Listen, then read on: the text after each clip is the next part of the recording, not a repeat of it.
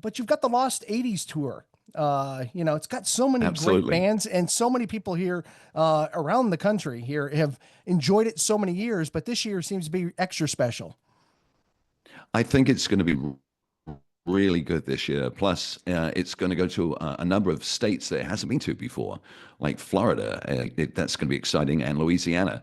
And as you said, the lineup is really spectacular this year, along with a flock of seagulls. General Public's going to be on the bill. Peter Godwin's going to be on the bill. And I can't remember the last time he toured the States, and Images of Heaven and Babies in the Mountains were such great songs for me to play, both on the radio and on my video show. And Icicle Works and Baloo is going to be really a special tour.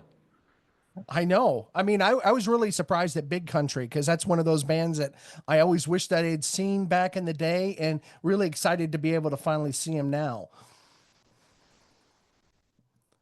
He had so many hits, particularly in the UK. Over here in the States, it was maybe three songs, In a Big Country, of course, and then Look Exactly. Away and Fields of Fire.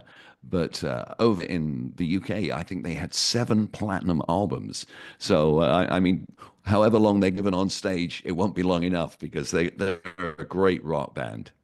I mean, they're just like Simple Minds. Simple Minds didn't have as many hits as they did over in Europe, but I was glad enough to be able to play. I loved it back in the day when you could play. DJs got to program their own shows, so we could play some of those deep cuts and those hits that maybe were hits overseas but didn't make it over here. No, exactly. When the were the music directors as well. And those were the kind of the golden age of wireless, as Thomas Dolby would say. Well, that's one of those things I admired about your book when I was reading it is that you kind of give an idea of what it was like as a DJ. Me myself when I understood, but especially when you're talking about the white marker pencil and the razor Mhm. blades and having. I think I still have some razor blade cuts from those days when you take it takes you 3 hours to do an interview that might only take you a half an hour here. Oh, no, absolutely. When you had to edit that reel to reel and you would mark the tape with a little piece of white wax, and then you would cut it at a diagonal and then join it together and then listen back and hope you'd made the cut. And if not, you'd have to get the piece off the floor and stick it back in and then redo the edit. Now, when you do it digitally, using Audacity or SoundForge or whatever program you're using, it's completely harmless. You can do the edit 1,000 times and not, corrupt the file. And you can do the interview edit that would have taken you hours in just minutes. It's incredible. Sure. I mean, I think that's what's missing today is, the time that the DJs put into their shows. You could tell, what I loved in back in the 80s is me and my family would go on road trips and you sit there and go from Mhm. station, city to city, listening to different stations. You got the personality of the DJ by the songs that they used to play. Something I think is missing today. No, I know so much of it is voice tracked. You get the what happened was once they deregulated radio and allowed you to own more than seven radio stations, that was really the beginning of the end of broadcast radio because now radio's owned by just about three companies and that's it. And they own between them, 2,000 radio stations, and they've put all these small market DJs uh, unemployed them. They've got no jobs, and it's just a few DJs doing voice tracks, and then they drop in the call letters, whether it's KIIS in Los Angeles or Mhm. WRKR in New York or whatever it is. But and that's just dropped in, but it's the same DJs. There's no system to allow DJs to mature and become good in their own field and then explode outwards. And there's no Casey Kasem's coming on the market. There's no Wolfman Jacks anymore. It's sad because they're just not allowed to develop. Well, you also, I'll take some of these bands that are on the Lost of the 80s tour. You look at a band like Flock of Seagulls. Yes, they had MTV, but early on, it took some program directors and maybe a DJ like yourself to kind of take a chance on them. You heard something in them and you would play them on your show. And again, that's something that's lost as well. No, absolutely. If you ask Mike Score from A Flock of Seagulls about the early days, and it was before MTV, it was the clubs and the alternative radio stations that were playing telecommunication, a song that really never got played on MTV. It was Iran that broke A Flock of Seagulls on MTV, but they already had a big college following and a big youth following because of these radio stations that were willing to go out on a limb and say, let's try this band with a weird name and see what the listeners think of them. And they love the early music of A Flock of Seagulls. It's Not Me Talking and Telecommunication.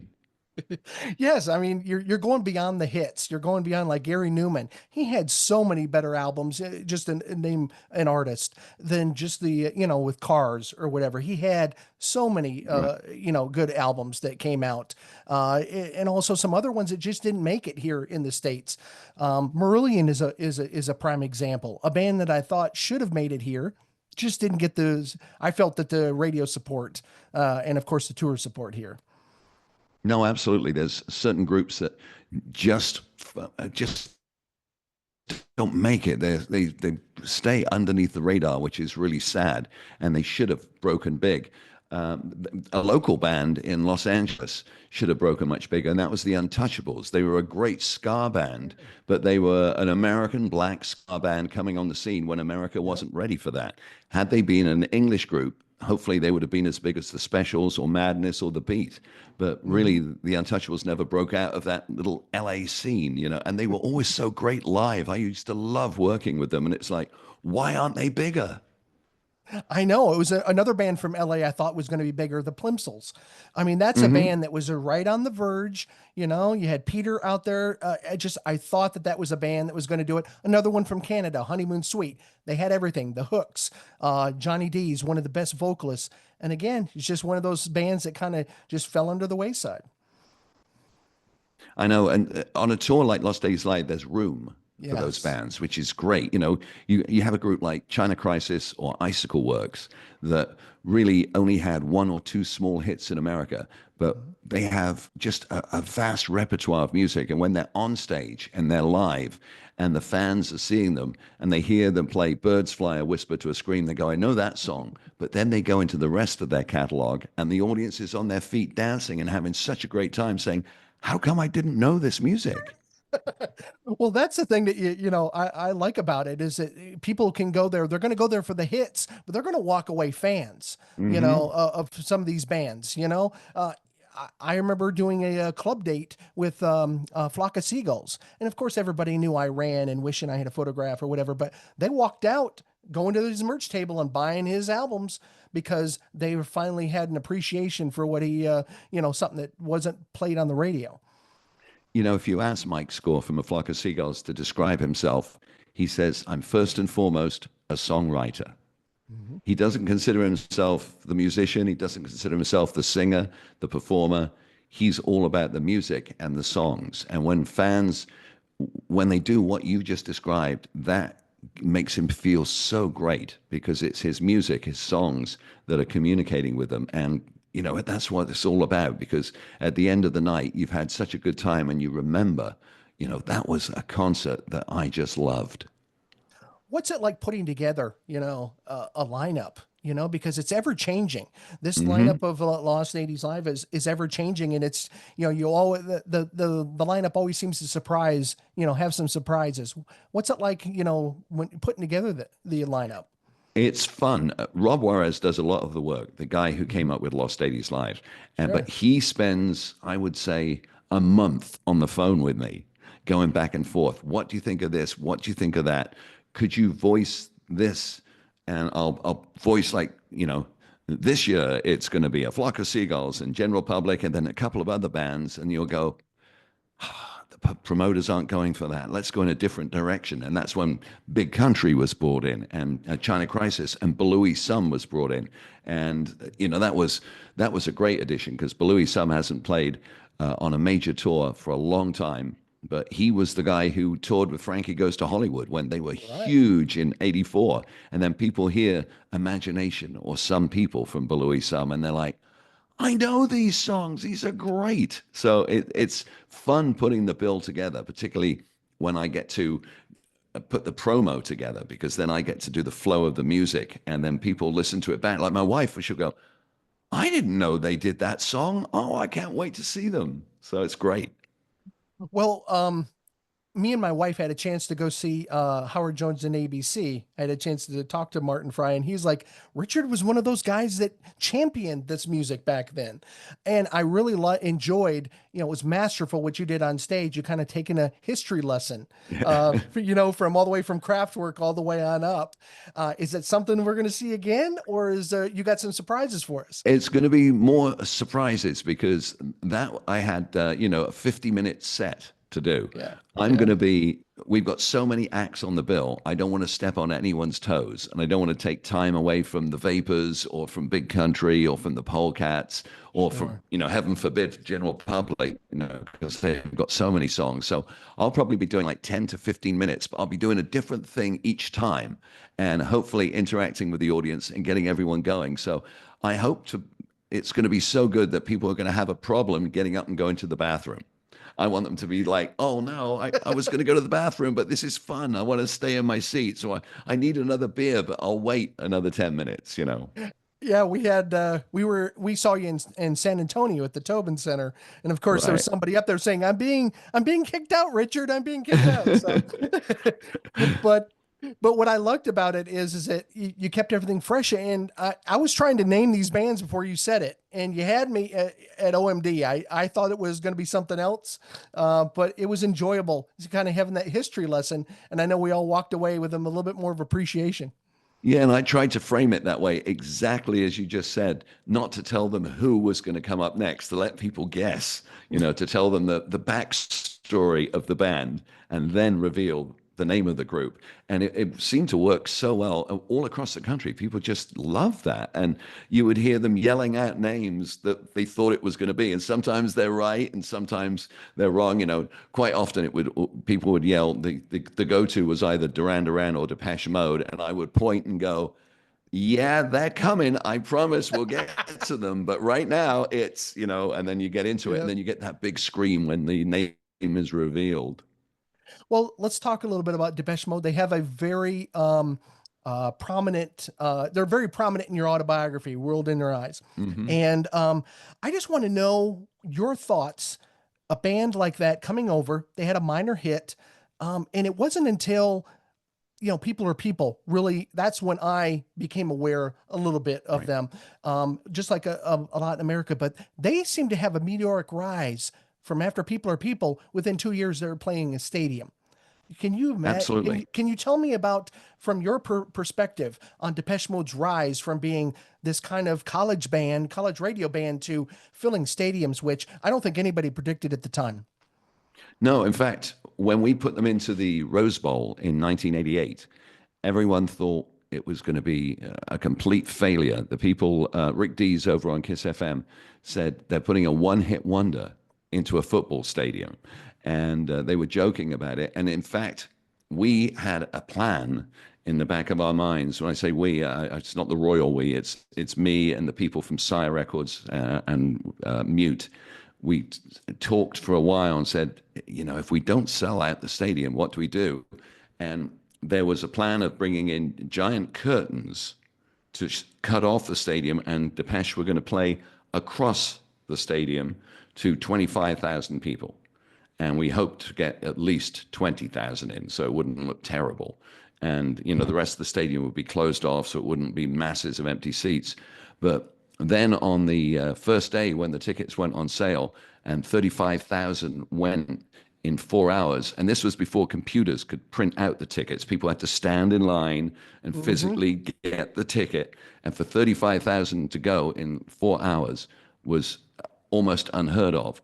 And it was so funny because on that Monday, the tickets went on sale on the Friday, and on Monday on my morning show, I started getting calls on the hotline from the DJs at Kiss FM saying, could we get any tickets? This was off the air, but we famously recorded Rick Dees asking for tickets and playing it back. So it was a big change, but we knew that Depeche had a huge following in Southern California, and they're were certain other markets for Depeche Mode as well. San Francisco was big for them. Chicago was big for them. New York was big for them. Not quite as big as LA, which has always been for Depeche Mode.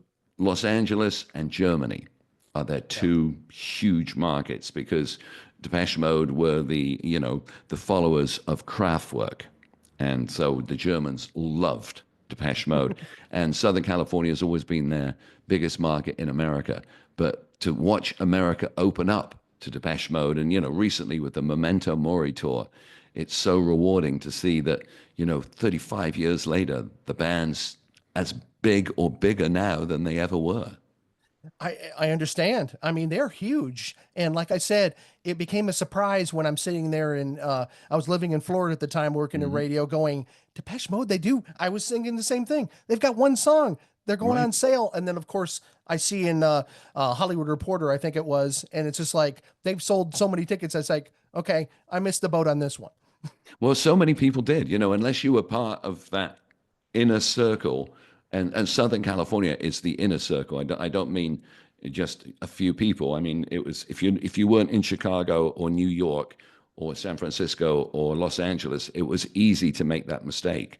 But if you were there, you could feel the buzz. You could play a song, you could play Master and Servant in a club, and everyone knew it and would run on the floor. You could play New Life, or of course Just Can't Get Enough, and that was the floor filler, so you knew the buzz was there and people were just desperate to see them.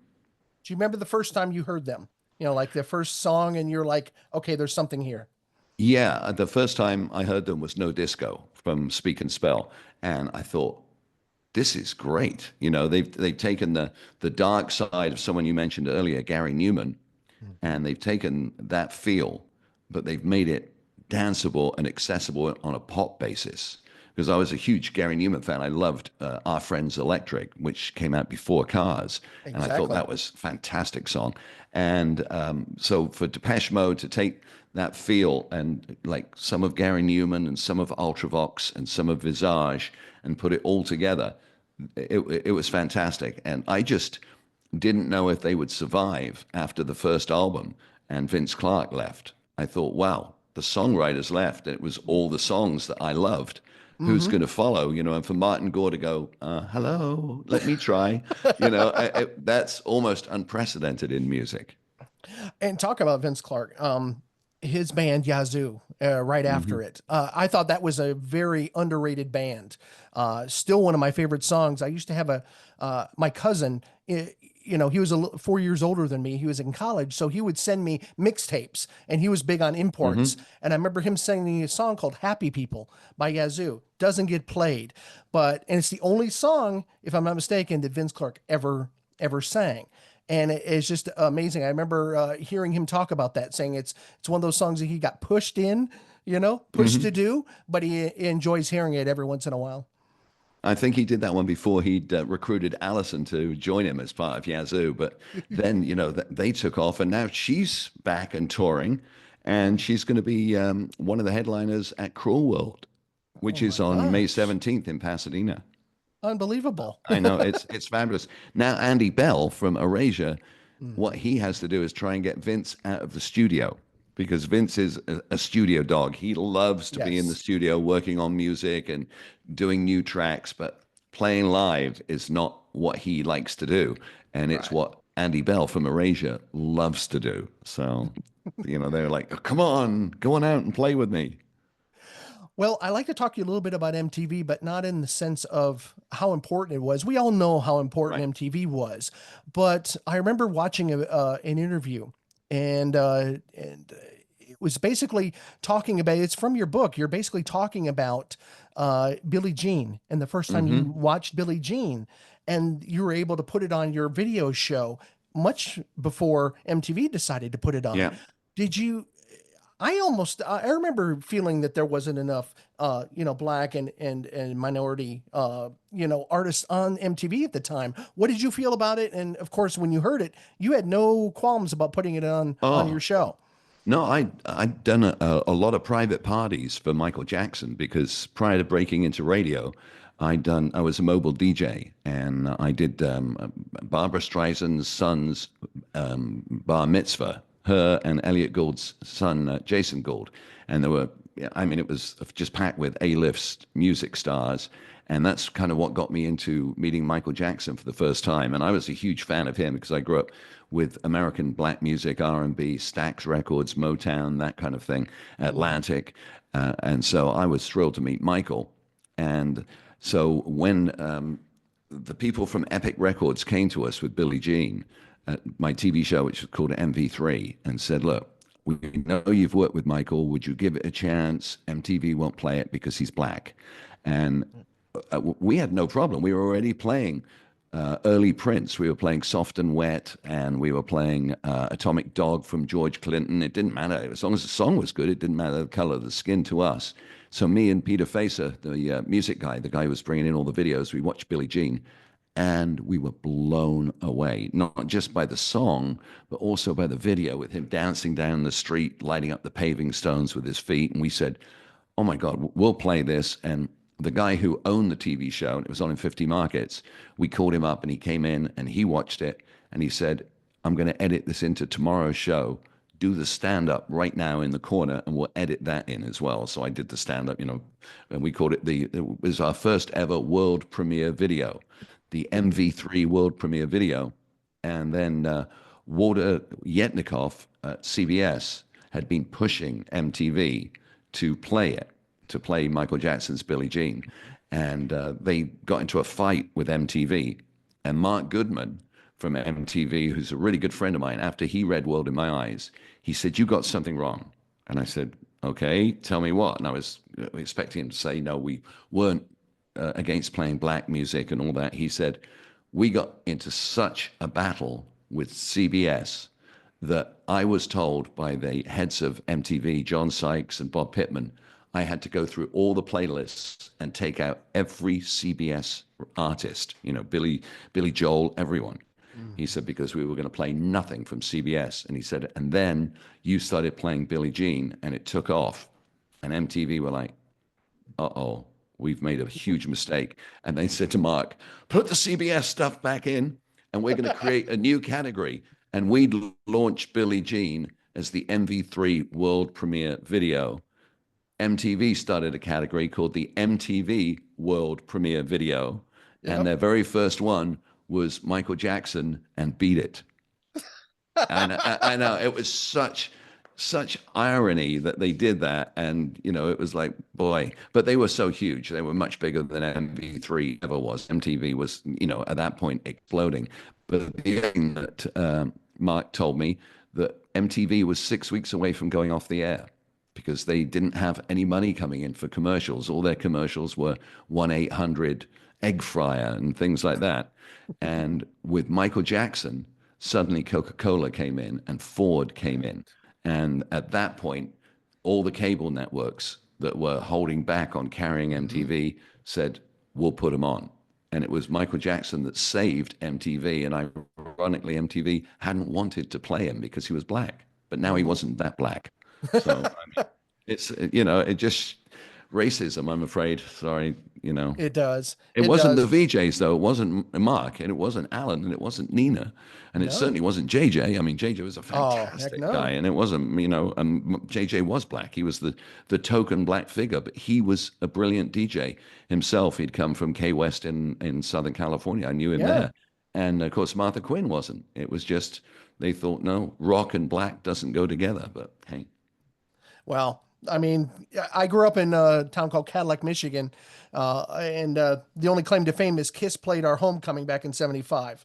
But it wasn't until '84 that we didn't get MTV. So we were one of those holdouts. And I think that's when middle America really garnered MTV and were able to enjoy it. But I still love the small video channels, you know, that were there like yours. Yeah, it was the same in Los Angeles. There was only two small towns, Altadena, which got hit by those terrible fires recently, and Pasadena, that had MTV. All the other areas didn't have cable. So it was all over the air. And so it was about 84 when MTV broke big in Los Angeles as well, when it finally, the cable came through. Yeah. Another band that features prominently in your biography is Duran Duran. Hmm. And another one of those bands, because I remember listening to their debut album, kind of went, Planet Earth was good. I thought it was a very, you know, mediocre video. I think even they would say it at the time. Oh yeah, Watch yeah. It was out. their first video. Yeah, yeah, yeah. Exactly. But you look at that and they came out with the probably the biggest comeback or biggest soft usually have a sophomore slump. They didn't. They had a sophomore grand slam with Rio. And of course that's the mania that came about it. But I want to get your take on it. When you saw Duran Duran go from there, and you don't see albums like that. You don't see bands doing that, going from, hitting home runs and even a record company staying with them like that. No, absolutely. I mean, Duran did well in certain markets with their first album, and Girls on Film was a great video, but couldn't get played because it had naked women in it, and you can't show naked women on TV. But the guys behind Duran Duran, their management, the Barrows brothers, they said there was a lot of video clubs happening in Europe, and they said, let's make a video for the video clubs.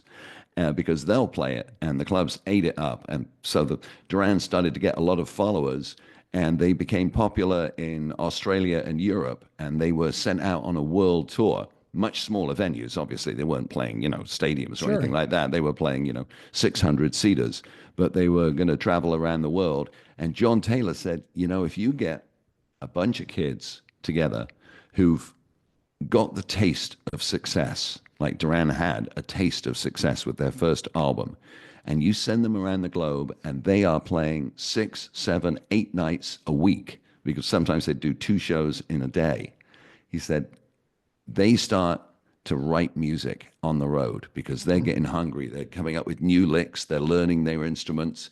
And he said, and that was us. And he said, and that's how Rio was born, because the Rio album was written as Duran was on the road, as they were touring and starting to get the Duran mania, because they were 5 good-looking guys, and the girls were like, Hmm. oh my gosh, they're even cuter in person. And so that Rio album really exploded out of that taste of success. And it was like the guys were like, we have a chance to conquer the world, and we're not going to let go of that brass ring. We're going to make sure that we hold on to it. And boy, did they ever, like you say, that Rio album was sensational. It was track after track. Yeah, and then they followed up with Seven and a Ragged Tiger, probably, Yeah. on pace to be even better. They just kept going until, of course, Live Aid, and then after that, it kind of fell off with Andy leaving and John doing Power Station. But still, you just couldn't, Yeah. you couldn't downplay that mania, that Duran Duran mania. We hadn't seen that since probably the Beatles. And if you ask Bob Geldof about Live Aid and Band Aid, which preceded it, the single, Yeah. he said the key to it was 2 people, and that was Sting and Duran Duran. He said Wow. without those two, it never would have happened. He said once Midge, his partner on Band Aid, Midge never gets the credit that he should. Oh He no. said, Bob Geldof said to Midge, you know everyone, who can you get for this charity record I'm working on? And with the same day, he came back and said, I've got Sting and I've got Duran Duran. And Bob Geldof said, then we've got a record. And the moment he had Duran Duran, every other band wanted to be part of it. So, including this little Irish band that no one knew anything about called U2. And they were like, what are these shabby dressed yobs doing here? And of course, when they played Live Aid and they did Bad Live and played it for Oh, 13 minutes, and Bono got off the stage and helped a girl who'd fainted, that was the launch of U2 to become, the next huge band. But when they recorded Band Aid, it was all about the fact that they'd got Simon and they'd got Sting, and then George Michael said he would be in there, and then the rest, as they say, is history. we're coming up on the 40th anniversary of Live Aid. Can you Right. give me, I know you were there that day, so many memories. Is there a few that stand out to you as being, some of the biggest memories from that historical day? Yeah, the first memory is the heat. It was so hot in Philadelphia. It was crazy. The stadium was oversold. I mean, it was packed everywhere because we didn't just stay backstage and on stage. We went into the crowd. And at one point, when Bryan Adams was on, I was at the real back of the arena, and there's a picture of that in the book, and you can see the whole stage and the crowd, and Bryan Adams was just rocking it and putting on a great show.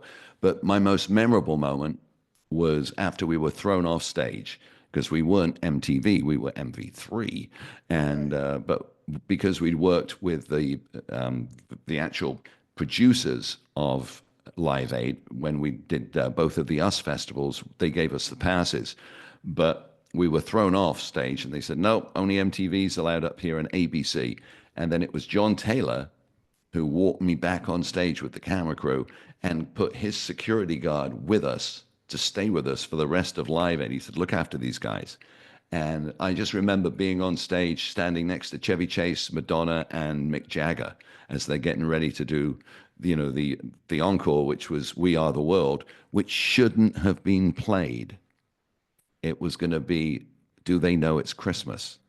But at the last moment, the manager of Lionel Richie, and he told Lionel he couldn't do Live Aid because he wanted to do, a "What We Are the World" thing. He saw that Live Aid was so successful, they took a private jet out from Los Angeles and literally ran onto the stage. And then he said, we're going to do "We Are the World." And I that shouldn't mean, have ever happened. I know, but they didn't have time to get Michael there, but they got Lionel. And it wasn't Lionel's fault, it's the management. It yeah. was the management saying, no, my artist, we're going to hold them back. We don't care about that charity. We care about our charity. But they wanted to be part of it, part of the moment. But to see that all happening, and it all came together brilliantly. I mean, it was fantastic. And to stand there with Madonna and Mick Jagger and Chevy Chase was like, hello, am I really here? That was a moment in time I'll never forget. Well, me and some of my friends also always said that Richard should have been on that plane, that Concorde with Phil Collins. You should have been over in Britain, then came over with Oh him yeah. to Philadelphia and kind of get that, the cross coastal, vibe there. I thought that would have been great. You right That along would with have it. been amazing. Yeah, and Phil Collins, who came racing down that same place that Lionel's came down with his manager, but Phil did it for the right reasons. Phil did it because he was 100% invested in the charity, in helping those hungry kids in Ethiopia, and that's why he played at Wembley, and that's why he played in Philadelphia. He wanted to let people know how important it was. Sure. Well, I wanted to say that me and my wife, we started back in COVID. We started an all ladies internet radio station just because we love radio. We grew up in radio. It's called 80s Central, and it's one of those stations that we've got a huge following now, especially overseas, because we play more than just the hits like we've been Mhm. talking about. We play a lot of this stuff. But I have a listener question. They want to know what your top three 80s songs are. Do you have a Oh, top three that you can name? my wife and I play this game a lot with people, and we say, here's the rules. Give me a top three now, but it could change in 10 minutes depending on your mood. If you're in a great mood, you fantastic phone call. Oh my gosh, and then my top three would probably change. You have a bad day, your doggy's sick or something like that, your songs change. But right now, I would say Mad World from Tears for Fears. That one always gets me. Maybe All of My Heart from ABC, because that is just such a fantastic ballad. It was never a huge hit for them, but now it's become one of their standout songs when they play it live. But I've always liked All of My Heart from Hmm. ABC. And a third one, it would probably be either Joy Division or New Order. Either Temptation or Love Will Tear Us Apart, which that's right now. You ask me this again in 10 minutes, and I'll probably give you at least two different ones. But those songs to me would just never get old. Uh, this is a question from Hunter in Florida. What is your favorite interview you've done? And what is the hardest interview you ever did? Because you've done so many thousands of Mm. interviews over the years. Okay, the favorite I've ever done, the easiest I've ever done is Boy George. You go in with 20 questions for Boy George. You ask him one, and that's it. You don't have to ask another. He just goes for the whole hour. He's fantastic. But my favorite is Morrissey in 1991. He came in for 20 minutes to K-Rock and stayed for an hour and a half. And he was fantastic. But when you're with Morrissey, you got to be prepared because he is very intelligent and he likes to rip people apart. He'll ask you trick questions, and he but that was my favorite interview. He's also one of the toughest interviews if he's not in a good mood, but that one in 91 was my favorite. The toughest interview I think I've ever done, probably Sting, and I love Sting. I am a huge Sting fan. But I remember asking him back in the days of the Police, I said, what's your role in the band? And he said, I look at myself as the Führer. And I've never had anyone knowingly compare themselves to Hitler before. And that knocked my socks off. I honestly didn't know where to go with that. It was one of those things that I almost had to ignore, and I hate that when a talk show host ignores a question. They're you're watching a late night show and you say to, the actress or something, why did you take this role? Well, I just killed my best friend and I need to take my mind off the fact that I murdered her, so I took it. And then the talk show host goes, okay, and how do you think the movie is going to do at the box office, rather than, what the hell are you talking about? You murdered someone, And I was that talk show host who lost his train of thought. I am the Führer, okay. So with the album Synchronicity. Exactly. You got a lot of tap dancing there. I did not know where to go. Today, I would have said, so you're comparing yourself to a guy who killed 60 million people. That's what I would have come back with and taken it from there and seen what happened. But and Sting would have come back with, yes, I've killed 60 million people in concert. Yes. Exactly. Yeah. and he would have taken it from there, but I just didn't have the balls or the intuition at that moment in time to do it. So maybe it was my fault. Been kind of an inspiration to me, and thank you so much for giving me a few minutes. Hey, my pleasure. Anytime you reach back to me and I'll be here for you. All right. Thank you so much, Richard. All righty. Take care. Bye.